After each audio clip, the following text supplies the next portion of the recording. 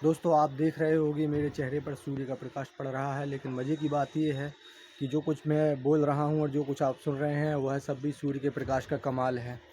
इतना ही नहीं, जो कुछ भी हम यहाँ पर मशीनों और इंसानों के द्वारा इस धरती पर जो भी उठापटक होती है वह भी सूर्य के प्रकाश का ही कमाल है। इस जगत में जितने भी लोग जिंदा हैं वो सब सूर्य के प्रकाश से ही जिंदा हैं।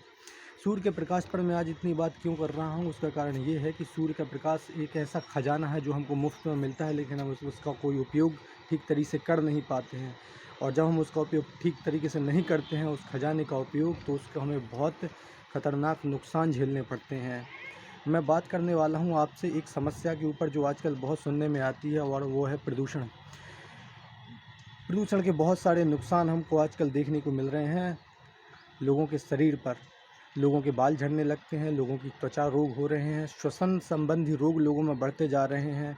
यहाँ तक कि सोचने समझने की क्षमता लोगों की कम हो रही है, बच्चों के IQ लेवल कम हो रहे हैं। इतना ही नहीं, लोगों की उम्र भी कम हो रही है।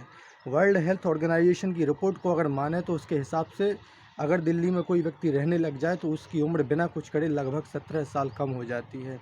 ये तो हालत दिल्ली की है, लेकिन प्रदूषण सब जगह है। तो आप अंदाज़ा लगा सकते हैं कि अगर दिल्ली में हालात इतने ख़तरनाक हैं तो दूसरे शहरों में भी कम से कम उम्र इंसान की 4 से 5 साल तो कम हो ही जाती होगी। जो पेट्रोल और डीजल जो हम उपयोग करते हैं अपने वाहनों में, मोटरसाइकिल और कारों में, वह साल भर प्रदूषण का एक बहुत बड़ा कारण बनता है। प्रदूषण के और भी बहुत सारे कारण हैं, लेकिन यह जो कारण है यह साल भर चलता है। पेट्रोल और डीजल को उपयोग करने की हमारी आदत से हमको न केवल स्वास्थ्य का नुकसान होता है, बल्कि हमारे पैसे भी बहुत सारे खर्च होते हैं इस पेट्रोल और डीजल को उपयोग करने के कारण। जो आप प्रतिदिन पेट्रोल और डीजल अपने कार या गाड़ी में भरवाते हैं उसके लिए 200-300 रुपये आप प्रतिदिन खर्च करते हैं। अगर आप सोचिए पेट्रोल और डीजल को बचा लिया जाए तो आपका रोज़ का कितना पैसा बचेगा। जब आपका इतना पैसा बच सकता है तो देश का कितना पैसा बचेगा।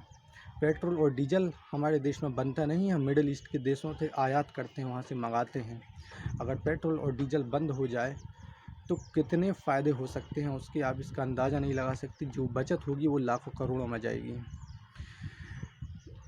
अब इसकी बचत कैसे की जा सकती है, कैसे हम पेट्रोल और डीजल को ख़त्म कर सकते हैं, इसके उपयोग को कैसे हम ख़त्म कर सकते हैं, वही संदेश मैं आपके सामने आज लेकर आया हूँ कि क्या अब हमको वो समय नहीं आ गया है कि हम पेट्रोल और डीजल को बाय करके और सोलर एनर्जी और रिन्यूएबल एनर्जी के उपयोग को बढ़ावा दें और धीरे धीरे पेट्रोल और डीजल के प्रयोग को ख़त्म करें।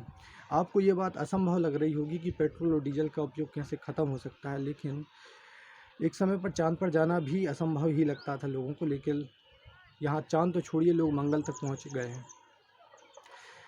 जो आपकी पेट्रोल और डीजल की जो समस्या है वो गाड़ियों और मोटरसाइकिल की वजह से होती है। अगर मान लीजिए हमारे देश की ऑटोमोबाइल कंपनियां पेट्रोल और डीजल के वाहन बनाना बंद करके और सोलर एनर्जी और इलेक्ट्रिक एनर्जी और से बनने वाले वाहन बनाना चालू कर दें और मार्केट में वैसे ही वाहन को लाना चालू कर दें, तो लोगों के पास वाहन होंगे इलेक्ट्रिक वाहन, पेट्रोल डीजल के वाहनों की कमी आ जाएगी। आप ये सोच रहे होंगे कि इलेक्ट्रिक वाहन जो होते हैं उनकी लोडिंग क्षमता कम होती है, लेकिन एक समय तो टेलीफोन में भी हम एक दूसरे का चेहरा नहीं देख सकते थे, लेकिन आज समय आ गया है कि हम वीडियो कॉल से एक दूसरे का चेहरा भी देख सकते हैं। टेक्नोलॉजी से असंभव से दिखने वाले बहुत से काम संभव हुए हैं, तो क्या हम अपने वाहनों की लोडिंग क्षमता नहीं बढ़ा सकते इलेक्ट्रिक वाहनों की? इलेक्ट्रिक वाहन, सोलर एनर्जी, इन पर बहुत ज़्यादा काम करने की ज़रूरत है। क्या आपको नहीं लगता कि हम अपने देश की ऑटोमोबाइल कंपनियों से या विश्व की ऑटोमोबाइल कंपनियों से अपील की जानी चाहिए कि वो ऐसी टेक्नोलॉजी पर काम करें जो कि सोलर एनर्जी के एफिशिएंट उपयोग को बढ़ावा दें। हमारे छतों पर जो धूप पड़ती है उसका सही तरीके से हम उपयोग नहीं करते हैं, उसका उपयोग धीरे धीरे होना चाहिए।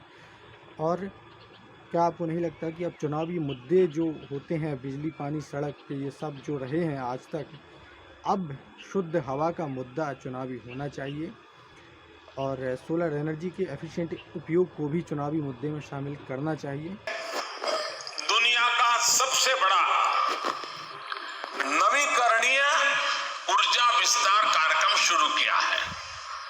हम 2022 तक रिन्यूएबल से 175 गीगावाट बिजली उत्पन्न करेंगे, जिसमें से 100 गीगावाट बिजली सौर ऊर्जा से होगी।